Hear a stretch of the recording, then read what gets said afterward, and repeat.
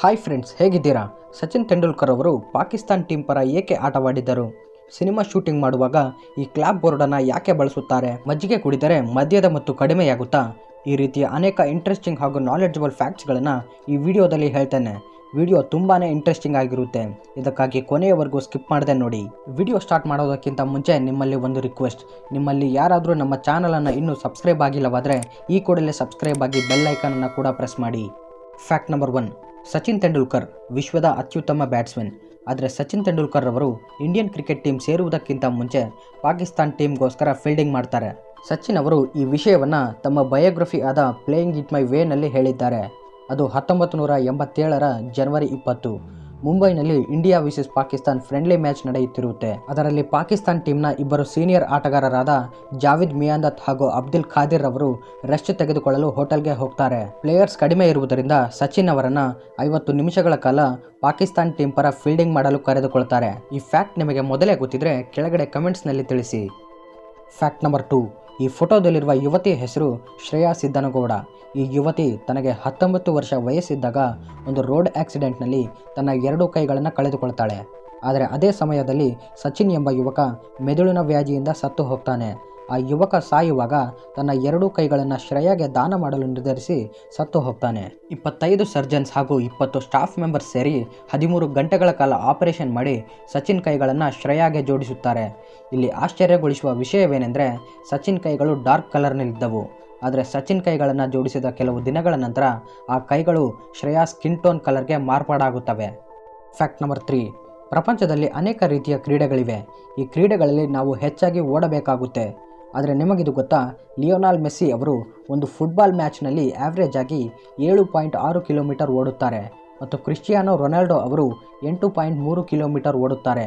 ಆದರೆ India team captain ಆದ ವಿರಾಟ್ ಕೊಹ್ಲಿ ಅವರು ಪ್ರತಿ ಪಂದ್ಯದಲ್ಲಿ ಆವ್ರೇಜ್ ಆಗಿ 17 ಕಿಲೋಮೀಟರ್ ಓಡುತ್ತಾರೆ. ಇಲ್ಲಿ ನಾವು ಈ ಪ್ಲೇಯರ್ಸ್ಗಳು ತಮ್ಮ ಫಿಟ್ನೆಸ್ಗೆ ಎಷ್ಟು ಪ್ರಾಮುಖ್ಯತೆಯನ್ನು ಕೊಡುತ್ತಾರೆ ಎಂದು ತಿಳಿಯಬಹುದು. Fact number 4. ನೀವು ಇಲ್ಲಿಯವರೆಗೂ ಪೆಟ್ರೋಲ್ ಹಾಗೂ ಡೀಸೆಲ್ನಿಂದ ಚಲಿಸುವ ಕಾರ್ಗಳನ್ನು ನೋಡಿರುತ್ತೀರಾ. ಆದರೆ ಗಾಳಿಯಿಂದ ಚಲಿಸುವ ಕಾರನ್ನು ನೀವು ಯಾವತ್ತಾದರೂ ನೋಡಿದ್ದೀರಾ?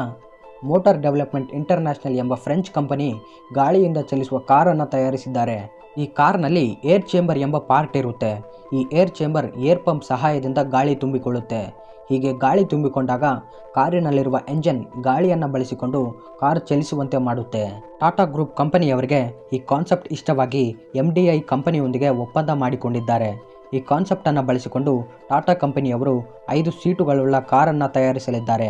ಕೆಲವು ನಿಪುಣರ ಪ್ರಕಾರ ಈ ಕಾರ್ಗಳು ಇನ್ನು 3-4 ವರ್ಷಗಳಲ್ಲಿ ಮಾರ್ಕೆಟ್ಗೆ ಬರಲಿವೆಯಂತೆ. ಈ ಕಾರ್ ಬಗ್ಗೆ ನಿಮ್ಮ ಅನಿಸಿಕೆ ಏನೆಂದು ಕಮೆಂಟ್ಸ್ನಲ್ಲಿ ತಿಳಿಸಿ. Fact number 5. ದಿನದಿಂದ ದಿನಕ್ಕೆ ಸೈನ್ಸ್ ಟೆಕ್ನಾಲಜಿ ಬಹಳಷ್ಟು ಮುಂದುವರಿಯುತ್ತಿದೆ. ಆದರೆ ನಮ್ಮ ಭಾರತ ದೇಶ ಪುರಾತನ ಕಾಲದಲ್ಲಿಯೇ ಸೈನ್ಸ್ನಲ್ಲಿ ಎಷ್ಟೋ ಅಭಿವೃದ್ಧಿಯನ್ನು ಹೊಂದಿತ್ತು. ಈ ಮ್ಯಾಪ್ಸ್ನಲ್ಲಿ ತೋರಿಸುವಂತೆ ಉತ್ತರ ಭಾರತದಿಂದ ದಕ್ಷಿಣ ಭಾರತದವರೆಗೂ ಇರುವ ಈ 8 ಶಿವನ ದೇವಾಲಯಗಳ ನಿರ್ಮಾಣದ ಅದ್ಭುತವಾದ ವಿಷಯ ಏನೆಂದು ನಿಮಗೆ ಗೊತ್ತಾ? ಈ 8 ಪುಣ್ಯಕ್ಷೇತ್ರಗಳು ಸರಿಯಾಗಿ ಒಂದೇ ಲೈನ್ನಲ್ಲಿ ಇರುತ್ತವೆ. ಈ ದೇವಾಲಯಗಳನ್ನು 79 ಡಿಗ್ರಿ ರೇಖಾಂಶದಲ್ಲಿ ಇರುವಂತೆ ಕಟ್ಟಿದ್ದಾರೆ. ಇವುಗಳ ನಿರ್ಮಾಣದ ಸಮಯದಲ್ಲಿ ಯಾವುದೇ ರೀತಿಯ ಸ್ಯಾಟಲೈಟ್ ಟೆಕ್ನಾಲಜಿ ಆಗಲಿ ಅಥವಾ ಇಂಟರ್ನೆಟ್ ಸೌಲಭ್ಯವಾಗಲಿ ಇರಲಿಲ್ಲ. ಒಂದು ಗುಡಿಯಿಂದ ಮತ್ತೊಂದು ಗುಡಿಗೆ 1000 ಕಿಲೋಮೀಟರ್ಗಳಷ್ಟು ದೂರವಿದ್ದರೂ ಸಹ ಸ್ವಲ್ಪವೂ ಕೂಡ ವ್ಯತ್ಯಾಸವಿಲ್ಲದೆ ಒಂದೇ ಲೈನ್ನಲ್ಲಿ ಹೇಗೆ ನಿರ್ಮಿಸಿದ್ದಾರೆ ಎನ್ನುವುದು ಈಗಿನವರೆಗೂ ಮಿಸ್ಟ್ರಿಯಾಗೇ ಉಳಿದಿದೆ. Fact number 6. ಚೈನಾ ದೇಶ ಯಾವುದೇ ಪ್ರಾಡಕ್ಟನ್ನಾಗಲಿ ಕಾಪಿ ಮಾಡುತ್ತೆ ಅಂತ ನಮಗೆ ಗೊತ್ತು. ಆದರೆ ಇವರು ಕೆಲವು ಫೇಮಸ್ ಕಟ್ಟಡಗಳನ್ನು ಕೂಡ ಕಾಪಿ ಹೊಡೆದಿದ್ದಾರೆ. ಎಫಿಲ್ ಟವರ್ ಎಲ್ಲಿದೆ ಎಂದರೆ ಪ್ಯಾರಿಸ್ನಲ್ಲಿ ಇದೆ ಅಂತ ಹೇಳ್ತೇವೆ. ಆದರೆ ಇಂತಹ ಎಫಿಲ್ ಟವರ್ ಚೈನಾದಲ್ಲಿ ಕೂಡ ಇದೆ. ಇದೊಂದೇ ಅಲ್ಲದೆ London town bridge, Egypt sphinx, ವೆನಿಸಾ ಸಿಟಿ, ಅಮೆರಿಕದ ವೈಟ್ ಹೌಸ್ ಹೀಗೆ ಎಷ್ಟೋ ನಿರ್ಮಾಣಗಳು ಚೈನಾದಲ್ಲಿ ಕೂಡ ಇವೆ. Fact number 7. ನೀವು ಈ ಫೋಟೋದಲ್ಲಿ ಒಂದು ವಸ್ತುವನ್ನು ನೋಡ್ತಾ ಇದ್ದೀರಾ ಅಲ್ವಾ? ಇದು ಏನು ಎಂದು ಗೆಸ್ ಮಾಡಿ. ಇದು ಒಂದು ಪೇಪರ್. ಹೌದು, ನೀವು ಕೇಳಿದ್ದು ನಿಜ. ಒಂದು ಪೇಪರ್ನ ತುದಿಯನ್ನು ಎಲೆಕ್ಟ್ರಾನಿಕ್ ಮೈಕ್ರೋಸ್ಕೋಪ್ನಿಂದ ನೋಡಿದರೆ ಈ ರೀತಿಯಾಗಿ ಕಾಣಿಸುತ್ತೆ. Fact number 8. ಇಲ್ಲಿ ಕಾಣಿಸುತ್ತಿರುವ ವ್ಯಕ್ತಿಯ ಹೆಸರು ನೀಲ್ ಹೆರ್ಬಿಸನ್. ಈತನು ಇಡೀ ವಿಶ್ವದ ಮೊಟ್ಟಮೊದಲ ಸೈಬೋರ್ಗ್, ಅಂದರೆ ಅರ್ಧ ಮನುಷ್ಯ ಹಾಗೂ ಅರ್ಧ ಮಷಿನ್ ಆಗಿದ್ದಾನೆ. ಈತನು ಹುಟ್ಟಿದಾಗ ಕಲರ್ ಬ್ಲೈಂಡ್ನೆಸ್ ವ್ಯಾಧಿಯಿಂದ ಹುಟ್ಟುತ್ತಾನೆ. ಇದರಿಂದ ಈತನಿಗೆ ಯಾವ ಕಲರ್ಸ್ ಕೂಡ ಕಾಣಿಸುತ್ತಿರಲಿಲ್ಲ. ಈ ಸಮಪಕ್ಕದಲ್ಲಿ ವೈಫೈ ಅಥವಾ ಬ್ಲೂಟೂತ್ ಸಿಗ್ನಲ್ಸ್ ಇದ್ದರೆ ಅದನ್ನು ಈ ಆ್ಯಂಟೆನಾ ಈಸಿಯಾಗಿ ಕನೆಕ್ಟ್ ಮಾಡಿಕೊಳ್ಳುತ್ತೆ ಮತ್ತು ಬ್ಲೂಟೂತ್ನಲ್ಲಿ ಸಾಂಗ್ ಅಥವಾ ಮ್ಯೂಸಿಕ್ ಪ್ಲೇ ಆಗುತ್ತಿದ್ದರೆ ಆ್ಯಂಟೆನಾ ಅದನ್ನು ಆತನ ಬ್ರೈನ್ನಲ್ಲಿ ಪ್ಲೇ ಮಾಡುತ್ತೆ. Fact number 9. ನೀವು ಇಲ್ಲಿ ನೋಡುತ್ತಿರುವುದು ಪ್ರಪಂಚದಲ್ಲಿಯೇ ಅತ್ಯಂತ ದೊಡ್ಡ ಪೆನ್. ಇದರ ಎತ್ತರ 18 ಅಡಿ ಮತ್ತು ಇದರ ತೂಕ 37 kg. ಆಚಾರ್ಯ ಶ್ರೀನಿವಾಸ್ ಎಂಬ ಹೈದರಾಬಾದ್ನಲ್ಲಿರುವ ಈ ವ್ಯಕ್ತಿ ಇದನ್ನು ತಯಾರಿಸಿದ್ದಾರೆ. 2016ರಲ್ಲಿ ಪ್ರಪಂಚದ ಅತ್ಯಂತ ದೊಡ್ಡ ಬಾಲ್ ಪಾಯಿಂಟ್ ಪೆನ್ ಆಗಿ ಇದಕ್ಕೆ ಗಿನ್ನಿಸ್ ವರ್ಲ್ಡ್ ರೆಕಾರ್ಡ್ ಬಂದಿದೆ. Fact number 10. ಆಲ್ಬರ್ಟ್ ಐನ್ಸ್ಟೈನ್ ಪ್ರಪಂಚದ ಮೇಧಾವಿಗಳಲ್ಲಿ ಒಬ್ಬರು. ಅವರ ವೃತ್ತಿಪರ ಜೀವನವಂತೂ ಅದ್ಭುತ. ಆದರೆ ಅವರ ವೈಯಕ್ತಿಕ ಜೀವನ ಅಷ್ಟು ಚೆನ್ನಾಗಿರಲಿಲ್ಲ. ಬಹಳಷ್ಟು ಏರುಪೇರುಗಳಿದ್ದವು. ಅವರು 1903ರಲ್ಲಿ ಮೆಲಿವಾ ಮೆರಿಕ್ ಎಂಬುವವರನ್ನು ಮದುವೆಯಾಗ್ತಾರೆ. ಇವರು ಮದುವೆಗೂ ಮುಂಚೆಯೇ ಒಂದು ಮಗುವಿಗೆ ಜನ್ಮ ನೀಡ್ತಾರೆ. ಮದುವೆ ಆದ ಮೇಲೆ 2 ಮಕ್ಕಳಿಗೆ ಜನ್ಮ ನೀಡ್ತಾರೆ. ಆದರೆ ಕೆಲವು ದಿನಗಳು ಆದ ಮೇಲೆ ಐನ್ಸ್ಟೈನ್ ತುಂಬ ಬ್ಯುಸಿಯಾಗಿ ಕುಟುಂಬದ ಬಗ್ಗೆ ತಲೆ ಕೆಡಿಸಿಕೊಳ್ಳುವುದಿಲ್ಲ. ಇದೇ ಕಾರಣಕ್ಕಾಗಿ 1912ರಲ್ಲಿ ಇವರಿಬ್ಬರು ಬೇರೆಯಾಗ್ತಾರೆ. ಆದರೆ ಕೆಲ ದಿನಗಳು ಆದ ಮೇಲೆ ಮಕ್ಕಳಿಗೋಸ್ಕರ ನಾವಿಬ್ಬರು ಒಂದಾಗೋಣ ಎಂದು ಹೆಂಡತಿ ಐನ್ಸ್ಟೈನ್ ಬಳಿ ಹೋಗಿ ಕೇಳಿದರೆ ಸರಿ ಎಂದು ಹೇಳಿ ಐನ್ಸ್ಟೈನ್ ಕೆಲವು ಕಂಡೀಷನ್ಗಳನ್ನು ಇಡುತ್ತಾರೆ. ಅವು ಬಹಳ ವಿಚಿತ್ರವಾದ ಕಂಡೀಷನ್ಸ್. ಅವು ಏನೆಂದರೆ ಅವರಿಗೆ ಇನ್ನು ಮುಂದೆ ಶಾರೀರಿಕ ಸಂಬಂಧ ಇರಬಾರದೆಂದು, ಇಬ್ಬರು ಒಂದೇ ಕೋಣೆಯಲ್ಲಿ ಮಲಗಬಾರದೆಂದು, ತನ್ನ ಬಟ್ಟೆಗಳನ್ನು ಸ್ವಚ್ಛವಾಗಿಡಬೇಕು, ಇಬ್ಬರು ಸೇರಿ ಹೊರಗಡೆ ಹೋಗುವಂತಿಲ್ಲ, ಒಂದು ವೇಳೆ ಹೋದರೂ ಆಕೆ ತನ್ನ ಪಕ್ಕ ಕೂತುಕೊಳ್ಳಬಾರದು ಮತ್ತು 3 ಹೊತ್ತಿನ ಊಟವನ್ನು ತನ್ನ ರೂಮ್ಗೆ ಕಳುಹಿಸಬೇಕು ಮತ್ತು ಐನ್ಸ್ಟೈನ್ ಬಳಸುವ ಬಟ್ಟೆಗಳನ್ನು ಯಾರೂ ಬಳಸುವಂತಿಲ್ಲ. ಐನ್ಸ್ಟೈನ್ ಮಾತನಾಡಿದರೆ ಮಾತ್ರ ಮಾತನಾಡಬೇಕು, ಇಲ್ಲವಾದರೆ ಮಾತನಾಡಲೇಬಾರದು. ಈ ರೀತಿಯ ಕಂಡೀಷನ್ಸ್ಗಳನ್ನು ಐನ್ಸ್ಟೈನ್ ಇಡುತ್ತಾರೆ. ಮಕ್ಕಳಿಗೋಸ್ಕರ ಮೆಲಿವಾ ಇವೆಲ್ಲ ಕಂಡೀಷನ್ಗಳನ್ನು ಒಪ್ಪಿಕೊಳ್ತಾರೆ. ಆದರೆ ಕೆಲವು ದಿನಗಳು ಆದ ಮೇಲೆ ಈ ಕಂಡೀಷನ್ಗಳನ್ನು ತಾಳಲಾರದೆ 1919ರಲ್ಲಿ ಡೈವರ್ಸ್ ತೆಗೆದುಕೊಳ್ತಾರೆ.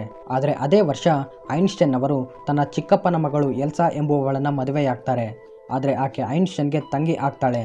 ಈ ವಿಷಯ ಆಗಿನ ಕಾಲದಲ್ಲಿ ದೊಡ್ಡ ನ್ಯೂಸ್ ಆಗಿತ್ತು.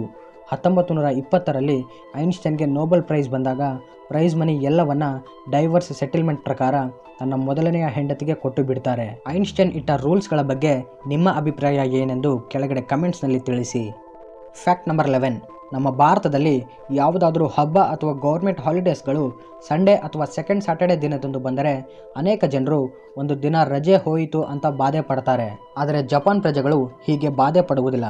ಏಕೆಂದರೆ ಜಪಾನ್ ಗೌರ್ಮೆಂಟ್ ಪ್ರಕಾರ ಯಾವುದೇ ಗೌರ್ಮೆಂಟ್ ಹಾಲಿಡೇಸ್ ಸಂಡೇ ದಿನದಂದು ಬಂದರೆ ಆ ನೆಕ್ಸ್ಟ್ ವರ್ಕಿಂಗ್ ಡೇವನ್ನು ಹಾಲಿಡೇ ಆಗಿ ಡಿಕ್ಲೇರ್ ಮಾಡ್ತಾರೆ. ಈ ರೂಲ್ ಭಾರತದಲ್ಲಿ ಕೂಡ ಜಾರಿಯಾಗಬೇಕು ಎಂದು ಬಯಸುವವರು ಕಮೆಂಟ್ಸ್ನಲ್ಲಿ ತಿಳಿಸಿ. Fact number 12. ಆಕ್ಸ್ಫರ್ಡ್ ಯೂನಿವರ್ಸಿಟಿಯಲ್ಲಿ ಬ್ಯಾಟರಿಯಿಂದ ಕೆಲಸ ಮಾಡುವ ಒಂದು ಬೆಲ್ ಇದೆ. ಇದನ್ನು 1840ರಲ್ಲಿ ತಯಾರಿಸಲಾಗಿದೆ. ಆದರೆ ಈಗಿನವರೆಗೂ ಅದರಲ್ಲಿನ ಬ್ಯಾಟರಿಯನ್ನು ರಿಪ್ಲೇಸ್ ಮಾಡಿಲ್ಲ. ಅದೇ ಹಳೆಯ ಬ್ಯಾಟರಿಯಿಂದ ಕಳೆದ 180 ವರ್ಷಗಳಿಂದ ಕೆಲಸ ಮಾಡುತ್ತಿದೆ. ಇದು ಹೇಗೆ ಸಾಧ್ಯವಾಗಿದೆ ಎಂದು ಕಂಡುಹಿಡಿಯಲು ಯಾರಿಗೂ ಆಗಲಿಲ್ಲ. Fact number 13. ಕೆಲವರು ಮದ್ಯಪಾನ ಮಾಡಿ ಮತ್ತು ಹೆಚ್ಚಾದವರಿಗೆ ಮಜ್ಜಿಗೆ ಕುಡಿಸಿ ಎಂದು ಹೇಳ್ತಾರೆ. ಇಷ್ಟಕ್ಕೂ ಮಜ್ಜಿಗೆ ಕುಡಿದರೆ ಕಿಕ್ ಕಡಿಮೆಯಾಗುತ್ತಾ ಇಲ್ಲವಾ ಎಂದು ಈಗ ನೋಡೋಣ. ಆಲ್ಕೋಹಾಲ್ ತೆಗೆದುಕೊಂಡ ನಂತರ ಮನುಷ್ಯರ ಬ್ರೈನ್ಗೆ ಇನ್ಫಾರ್ಮೇಷನ್ ತೆಗೆದುಕೊಂಡು ಹೋಗುವ ನ್ಯೂರೋ ಟ್ರಾನ್ಸ್ಮಿಟರ್ ಸ್ಲೋ ಆಗಿ ಇನ್ಫಾರ್ಮೇಷನನ್ನು ಬ್ರೈನ್ಗೆ ತೆಗೆದುಕೊಂಡು ಹೋಗುತ್ತೆ ಮತ್ತು ಆಲ್ಕೋಹಾಲ್ ಡೋಪಮೈನ್ ಹಾರ್ಮೋನ್ಸ್ಗಳು ಹೆಚ್ಚಾಗಿ ಬಿಡುಗಡೆಯಾಗುವಂತೆ ಮಾಡುತ್ತೆ. ಈ ಡೋಪಮೈನ್ ಹಾರ್ಮೋನ್ಸ್ ಹ್ಯಾಪಿಯಾಗಿ ಆಕ್ಟಿವ್ ಆಗಿ ಇರುವಂತಹ ಫೀಲಿಂಗನ್ನು ಕೊಡುತ್ತೆ. ಇದರಿಂದ ಆಲ್ಕೋಹಾಲ್ ತೆಗೆದುಕೊಂಡ ವ್ಯಕ್ತಿಗಳು ಮತ್ತಿನಲ್ಲಿ ಇರುತ್ತಾರೆ. ಆಲ್ಕೋಹಾಲನ್ನು ಹೆಚ್ಚಾಗಿ ತೆಗೆದುಕೊಳ್ಳುವುದರಿಂದ ದೇಹ ಡಿಹೈಡ್ರೇಟ್ ಆಗುತ್ತೆ. ಹೀಗೆ ಡಿಹೈಡ್ರೇಟ್ ಆಗುವುದರಿಂದ ವಾಂತಿ, ತಲೆನೋವು, ತಲೆ ಸುತ್ತುವಂತೆ ಆಗುತ್ತೆ. ಮಜ್ಜಿಗೆ ಕುಡಿಯುವುದರಿಂದ ದೇಹ ಡಿಹೈಡ್ರೇಟ್ ಆಗುವುದಿಲ್ಲ. ಇಷ್ಟೇ ಆಗಲಿ, ಮಜ್ಜಿಗೆ ಕುಡಿಯುವುದರಿಂದ ಕಿಕ್ ಅಥವಾ ಮದ್ಯದ ಮತ್ತು ಕಡಿಮೆಯಾಗುವುದಿಲ್ಲ. Fact number 14. ನಿಮಗಿದು ಗೊತ್ತಾ?